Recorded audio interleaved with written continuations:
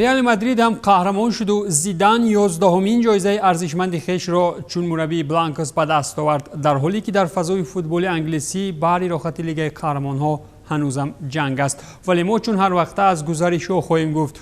درود به کلی دوستداران فوتبال بزرگ، برنامه نوبتی ترانسفر در عمل را با فراگیری جالب‌ترین گردش‌های تابستانی منظورتان می‌گردانیم.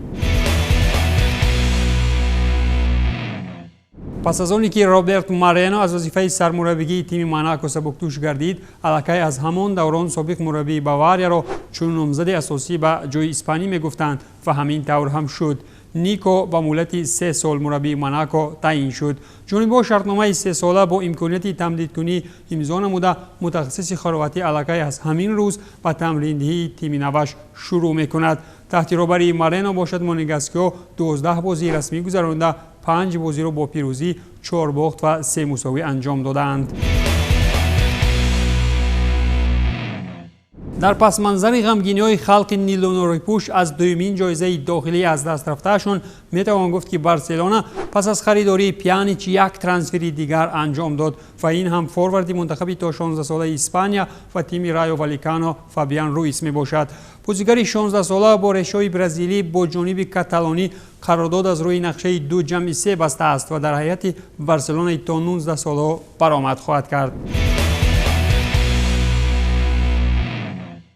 گلادیاتوران مسکوی باشند بهر نجات موسم و استفاده از امکان یگانه برآمد در یوروجام‌ها به پیتر سفر کرده بودند، ولی اخیراً در بازی نیمه نهایی تلخی باخت را چشیدند و باز هم سر و صداها در خصوص تغییرات‌های کادری در دسته فیدون بیشتر می‌گردند.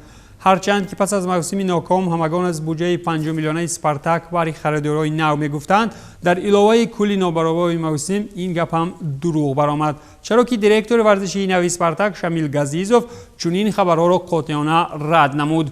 با چنین رنگ گرفتن کار و با چنین هیئت بیرنگ و نور به نظر شخصی هم نه تنها تدسکو کار را کرده میتواند و نه یگان مربی چخانی وطنی دیگره و مثال یفسی و تلالایف که وقتهای آخر با مقصد برمحل جواب دادن دمینیکو در روسیه تعریفشان میکنند. تیم مسکویگی دیگر نیز که از نبود بازیگری تجربه‌دار سالهای اخیر در عذاب است، اخیراً پس از دعوت نکردن واگنر لاف، حمله‌ور ارژانتینی سان لورنسو آدولفو گایچ را به مسکو می‌آورد. معلوم می‌شود که گینر در خریدکنان نظر به فیدون دلگشاتر بوده است و گایچ هم از گزارش خویش چنین ابراز نظر کرد. در سان لورنسو من فرصت‌های خوبی را پس سر نمودم. من از باشگاه با خاطرات‌های جالب می‌روم و اطمینان دارم که در آینده باشگاه برای بازگشتم دسترس خواهد بود. من به کشوری دوری خواهم رفت که شامل شدن و منتخب ارژانتین برایم مشکل خواهد بود، ولی من به خود باور دارم.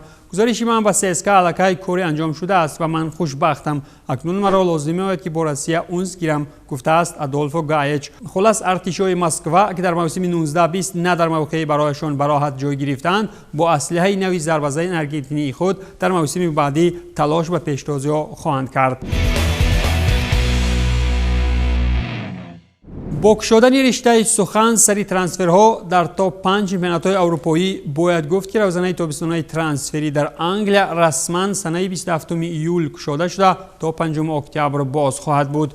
همچنین سهامداران پریمیر لیگ انگلیا قرار کردند که روزنه ایلاوگی ترانسفری برای گزارش‌ها و اجاره‌های داخلی از 5 تا 11 اکتبر نیز عمل می‌کند.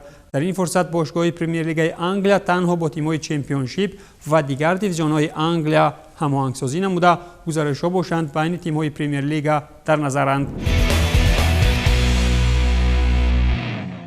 بروسیا دورتموند با قهرمان جهان و مؤلف پرتافت گل‌آور طلایی در برزیل 2014 قطعی شرطنامه نمود و پس از چنین قرار زنبورها اندره شورله هم در سن 29 سالگی با فوتبال خیر و باد گفت. قرارداد شورله با دورتموندیا باشد تا تابستان سال 2021 مهلت داشت و بروسیا این بازیگر را سال 2016 با ارزش 30 میلیون یورو از وولفسبورگ خریداری نموده بود. موسم 19-20 را باشد شورله به طور اجاره در تیم اسپارتاک مسکو شروع نموده تا نیمه موسم شرف تیم مسکوی را حمایت می‌کرد، اما پس از سر زدن کرونا ویروس به آلمان رفت و دیگر برنگشت. خلاصی کار همین که بروسیا دورتموند هم بنابر سبب معاش زیاد شورله او را به 1 سال دیگر طاقت نکرد و نخست به ارزش 2 میلیون یورو فروختنی بود، ولی پس از آن که در کوتاه‌ترین فرصت اندره خریدار پیدا نکرد و جانبا قطعی شرطنامه نمودند. در ایتالیا باشد استفانو پیولی در یک مدت کوتاه میلان را به سطح برآورد که راهبریت قرار کرد که رالف راگنیکی با مقصد مربیگری آورده را دیرکتوری تکنیکی تعیین کند. در فرانت ترانسفری باشد میلان سیمون کیای را از سویلیا پوره خریداری نمود. شرطنامه با این بازیگر تا تابستان سال 2022 مهلت پیدا نمود. روسانریو از حق خریداری درنگی 31 ساله از سویلیا را استفاده نموده. جانب‌ها شرطنامه مهلتش تا سنه 30 ایونی سال 2022 امضا نمودند. هرچند که در خصوص مبلغ خریداری پوره بازیگر چیزی گفتن نمی شود، ولی به قول رسانه‌ها چنین گزارش 3.5 میلیون را تشکیل داده است. یادرس میکنیم که سیمون کیایر از ماه ینوری سال جاری این جانب در میلان به طور اجاره بازی نموده، 9 بار در سری آ در هیئت اساسی به میدان برآمده است. با قول تلگراف بروسیا نرخ سانچو را پایین میبرد. ممکن که چنین قراری دورتموندیا از حساب پول نداشتنی دستای خریدار باشد. نخست باشگاه بازیگر انگلیسیش را 130 میلیون یورو نرخ کرده بود، ولی از حساب آنی که چنین ارزش در دوران بحرانی کرونا ویروس فروش سانچز را غیر امکان میکرد، چنین قرار هم برآورده شد. و گفته تلگراف این انگلیسی وریانت احتمالی منچستر یونایتد در ترانسفر تابستانه خواهد بود و باشگاه بوندسلیگا آماده است که نرخ سانچو را تا 100 میلیون یورو پایین فرارد. خلاصه کار همین که آلمانی‌ها باید در چنین سوداکاری نسوزند، ولی امیو هم تنها پس از گرفتن راحت اشتراک در لیگ قهرمان‌ها به خریداری سانچو می‌پردازد. لازم به یادآوری است که جیدون سانچو دستپرور اکادمی منچستر سیتی بوده. در 44 بازی کل مسابقه‌های موسم گذشته این انگلیسی 20 ساله 20 گل و 20 اسیست دارد. میتریوشکین میتواند به موناکو گزارش نماید. او علاقه با باشگاه تمرین نموده ایستاده است و در این باره اسپورت اکسپرس نوشته است. با همین خبرها میتوان گفت که به موناکو احتمال دومین فوتبال بازی روسی گذشتن را دارد. دروازه‌بان 24 ساله را مهلت شرطنامه با سیون شویتزاری به انجام رسیده. طبق معلومات اسپورت اکسپرس او به هیئت موناکو پیوست و علاقه با مونگاسکو چند تمرین هم گذرانیده است. سال‌های 2013-2015 باشد میتریوشکین در سیستم اسپارتاک فعالیت نموده، چند بازی در هیئت اساسی هم گذرانیده است. سال 2013 باشد آنتون میتریوشکین در صف منتخب روسیه قهرمان اروپا و بهترین بازیگر مسابقات از روی فرضیه اویفا شده بود.